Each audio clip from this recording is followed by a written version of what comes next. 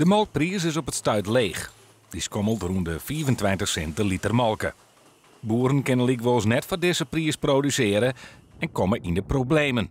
Ik denk dat we er op dit moment net omheen draaien, maar dat het gewoon ronduit moeilijk is. Er zijn een prut agrariërs die al zetje hun investeringen uitstelt, want dat is het eerste wat je doet. Privé wordt er heel weinig uit het bedrijf halen.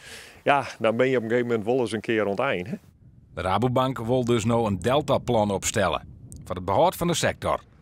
Landbouworganisatie LTO Noord vindt het goed dat de bank niet denkt over de toekomst, maar de dochtersector zelfs ook al. We binnen de sector en de organisatie heel duidelijk al een aantal maanden mee aan de gang om dat de werkelijkheid onderregend is en zet iedereen leidt. De vraatmerk is vrij.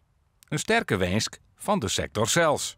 We hebben heel wat jaren verleden mei besloten dat het quoteringssysteem ophouden. Dan wie dit het gevolg dat we voor de wereldmerken produceren zo'n met alle voor- en nadelen. En we zitten op dit moment in een koude wind van de wereldmerken. De melkprijs die wordt gewoon bepaald door de vraag en aanbod op de wereldmarkt. En dat alles wat we net produceren, wordt trouwens collega's uit andere landen, uit andere werelddelen probleemloos overnemen.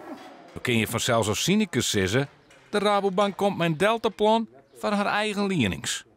Maar dat vindt Van Delm te quattro de bocht. Er is ook een maatschappelijk belang. Twattredder van de Groen in Nederland wordt beheerd door melkveehouders. Om dan op een gegeven moment eens te zeggen van jongens, degene die eigenlijk het landschap om ons heen stofferen, die hebben wel een knelpunt. Laten we eens goed nadenken hoe die erbij zitten en hoe we dat landschap gewoon goed in stand houden kunnen. Denk aan de liepen, denk ook zeker in Friesland aan waterbeheer. Denk ik dat het wel goed is om dat eens te onderstrepen.